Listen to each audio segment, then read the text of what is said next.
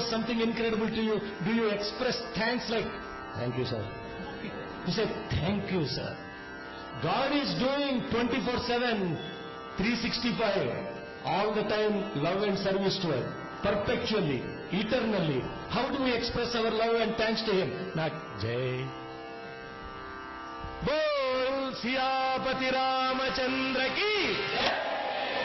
That's Swami now heard in Puttaparthi. Radhapati Krishna Chandra ki. Pati Chandra Chuda ki. Bhavana Subha Hanuman ki. Tapovana Dhyanananda ki. Shri Sai Nath ki. Bhaktishwara Sai Nath ki. Hare Rama Hare Rama Hare Rama Hare Rama.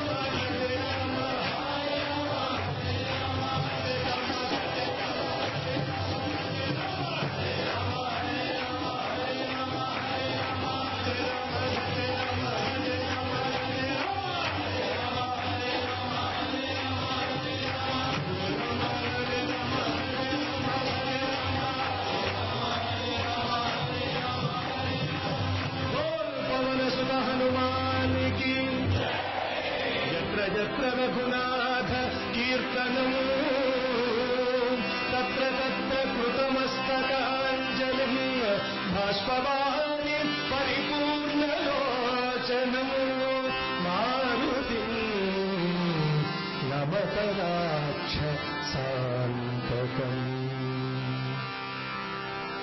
Bhagavan then said, connecting these three pins to these three holes, an epitome of example is Hanuman. I said, Swami, I didn't even get part of that. What does that mean? That Hanuman connected the three pins to the three holes. When he said, when Rama's Pattabhishekam was over, Mother Sita gave a beautiful pearl necklace to Hanuman as a gift of thankfulness. Hanuman takes this and he is putting each bead at his ear, and he was picking one after another. And Sitama was very disturbed. She said, what is it that you are trying to do? You are demonstrating your monkey act here. Then he said, Amma, I am trying to see if each of these pearl necklace, the pearl beads, is chanting the name of Rama. And then Mother asked, how is that possible? Then he took a hair follicle, put it Mother Sita's ear, and that hair follicle saying, Rama, Rama, Rama, Rama, Rama. And then Swami uses the quotation, Rom, Rom mein Ram hai. I was doing a satsang in Italy, in Rome. When I said, Rom, Rom mein Ram hai, they all clapped. Yeah? It's very beautiful. I said, yes, Ram is in Rome too. Rom, Rom mein Ram hai. And then he opens his chest, and then he demonstrates that the Atma Brahma is right within him. Mother Sita then asks him a question. If you are the Sri Rama yourself, why is it that you have to serve him? You are already him. Why do you need to serve Rama again? And then there is a beautiful sloka that Swami quotes. Deha buddhya tudasoham. Jiva buddhya tvadam shoham. Atma buddhya tvamevaham. Mother, when I think I am this body, Deha buddhyatu, I am his servant. When I think I am the jiva, I am the mind, then I am his adorer. I am his reflection. But when I am in the spirit, he and I are one. So Swami said, body is connected to S. Mind is connected to A. Spirit is connected to I. What is the body is connected to S? The service. Mind is connected to adoration, A. In spirit we are connected to him. In illumination, I is the spirit.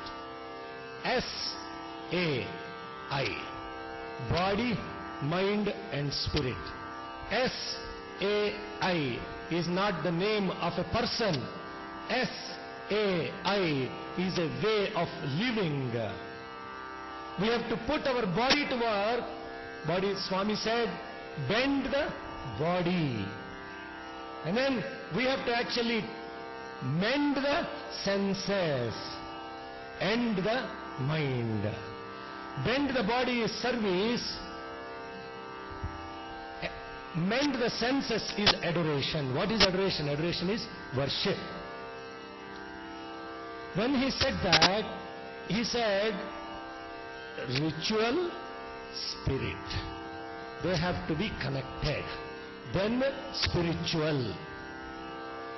Ritual means doing something routinely. Keshaya Swaha, Narayana Namaha, Govinda Namaha, Vishnavaya Namaha, Masudaya Namaha, throwing flowers at God and hurting him. He doesn't need that. But actually connecting this ritual to the spirit. What is the context of doing this? How am I connected to this in spirit? When that spirit connection is not there to the ritual, a ritual will remain as a ritual forever, and it is never connected to the spirit. S-A-I is the spirit, body, mind and the spirit. Body, mind and the spirit are the ritual. What are the things that we do with the body? And Swami actually, I'll tell you brothers and sisters, one time I was giving a satsang in a multi-faith conference in central San Jose in a Unitarian church. And one of the brothers, white brothers, he asked a question. And it was a multi-faith conference where there were Muslims, there were Catholic Christians, Buddhists, and I was supposed to represent Hinduism. And I first got up on the stage and said, excuse me, I don't know anything about Hinduism. And they were like stunned. What you are supposed to talk about Hindu? I said, sorry, I don't know anything about Hinduism. And then he said, what do you mean by that? I said, look, the word Hindu to begin with, Hinduism never existed. It was created, coined by somebody. The Persians, when they came to India, they called the people on the other side of Sindhu as Hindu. And I said, I left for America 30 years ago. I am no longer a Hindu because I don't live on the other side of the Sindhu. So I can't be talking about Hinduism. And second of all, ism is limited in scope. Every ism has three things in common. The isms that we talk about have three things in common. There is a personal God, a specific God, there is a Messiah, and there is a book. Not that they are incorrect. I am not trying to say that they are lower or anything like that. Please don't mistake me. They are confined to a boundary of a particular faith. And that particular faith is represented by three things. If you take Christianity, who is the personal God? SSC class now. Balvikas class. Yes, who is the personal God for Muslim, for Christians? Who is the prophet? Moses. Moses is the prophet. And what's the book? Korah. And specifically the 10 Commandments. And now when you take Buddhism, it's a little more complex. Let's do this. Who is the personal God? None. It's Shunya. And who is the prophet? Buddha. What's the book? Dhammapadam. Now you take Hinduism. Who is the personal God? Rama, Krishna, Ishvara, Hayo, Rama. 33 million of them. You have the liberty to choose any one of them. No personal God. 33 million. And now who is the prophet? Shankaracharya, Madhvacharya, Ramanujacharya, every Acharya is a prophet. What is the book? So many of them. Some say Vedas, some follow Ramayana, some follow Mahabharata, some follow Bhagavad Gita. There are so many things to choose from. So therefore, are we an ism? No ism. Who are we? What are we? Bhagavan emphasizes, this is the Sanatana Dharma, the eternal way of life. It is not a religion, it is a way of life.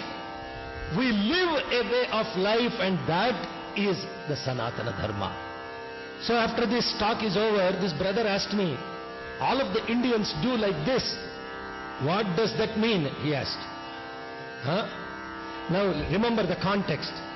In that audience, there were actually very few Indians. It's all completely white people and black people, all other different denominations.